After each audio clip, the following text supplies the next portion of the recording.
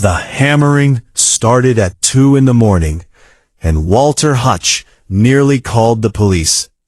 He rolled his wheelchair to the window in the dark, heart pounding, and saw a shape moving in his front yard under the glow of a single flashlight propped against the porch rail.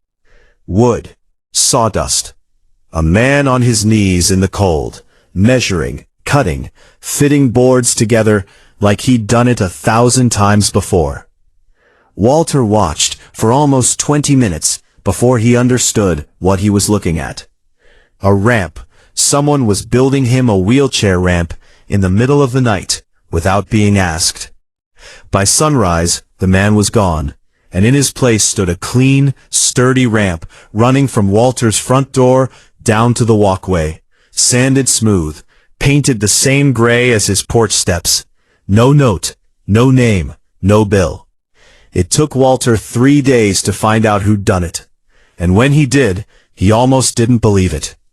Daniel Whitfield, 54 years old, a veteran everyone in the small town of Millbrook called the Old Soldier, though he wasn't old at all, not really, just weathered in the particular way that men get when they've carried something heavy for a very long time.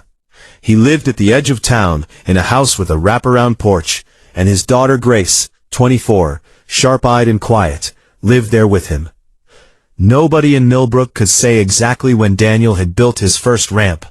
They only knew there had been dozens since, for the Hendersons' grandmother, for a boy named Tyler who'd lost the use of his legs in a car accident, for old Miss Colby who'd never asked anyone for a thing in her life.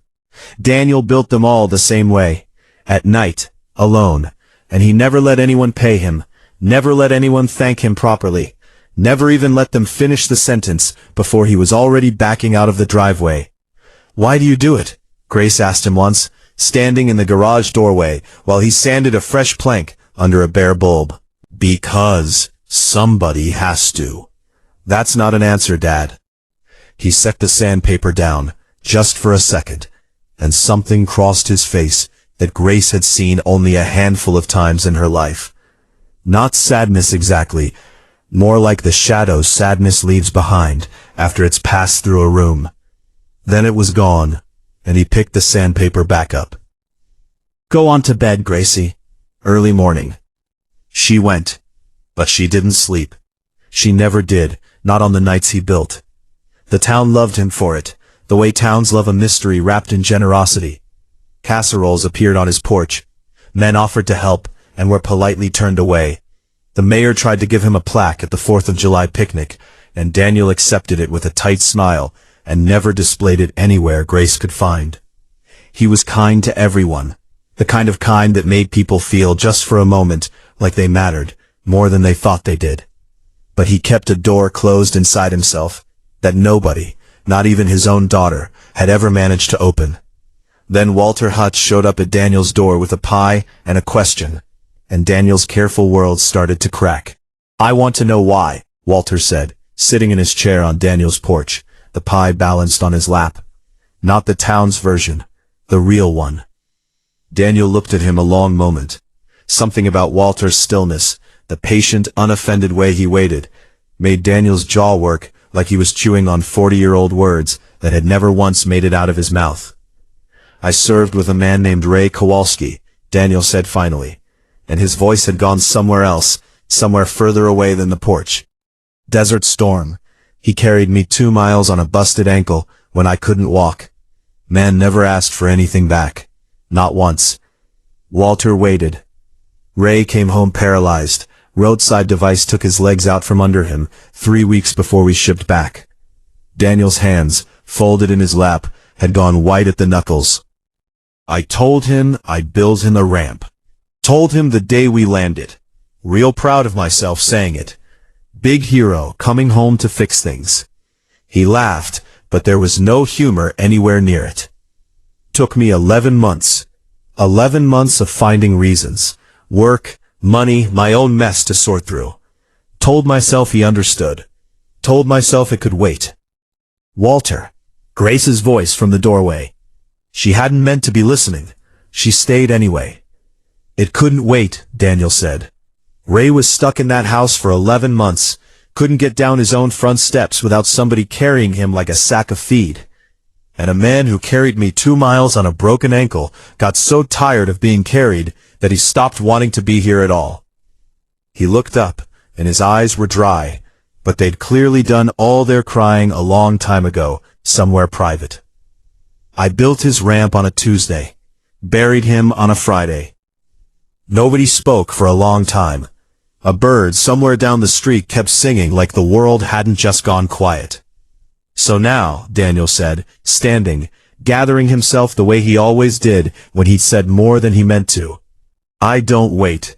Somebody needs a ramp, I build it that night. I don't let anybody thank me because Ray never got the chance to hear me apologize. And no thank you I get from a stranger is gonna square that debt. It's not about the wood. It's never been about the wood. Grace watched her father walk back into the house, and for the first time in 24 years, she understood the door inside him. She didn't try to open it further. She just sat down next to Walter on the porch step, and the two of them stayed there until the sun went down, saying nothing, which somehow said everything. Daniel kept building. Through that fall, through the following spring, quieter now that the truth was loose in the world, but no less devoted. Grace started going with him some nights, holding the flashlight, learning to read a level, learning her father in the particular language of shared silence and past tools. She never asked him for more of the story. She didn't need to. She'd gotten the only part that mattered. He died in March, in his sleep. The kind of ending that offers no drama and no warning, just an empty chair at breakfast and a quiet that Grace would spend the rest of her life learning to live inside. The whole town came to his funeral. Walter Hutch rolled himself right up to the front pew. The Hendersons, Tyler, Miss Colby, dozens of names Grace had heard murmured over sawdust and second-hand lumber for years. It was Walter who found it, 3 days after the service, going through the garage to return a level he'd borrowed. A single unfinished ramp leaning against the back wall, boards cut and sanded, but never assembled. Taped to the top board in Daniel's blunt handwriting was a name Grace had never heard him say out loud. Ray's daughter, Millbrook Assisted Living, Room 14. She's arriving in June.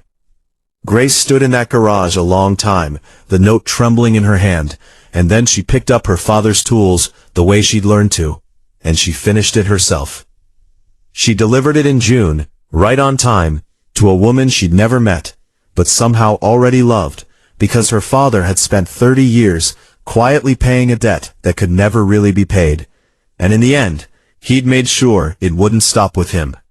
If there's a man in your life who does kind things and never explains why, don't wait for his funeral to ask him. Ask him tonight. And if you've got someone like Daniel Whitfield in your corner of the world, the quiet ones, the ones who show up before you even know you needed them, maybe let them know it mattered. That's the whole story, really. Not the wood. Never the wood. If this one found its way into your heart, give it a like, share it with someone who needs a little hope today, and subscribe.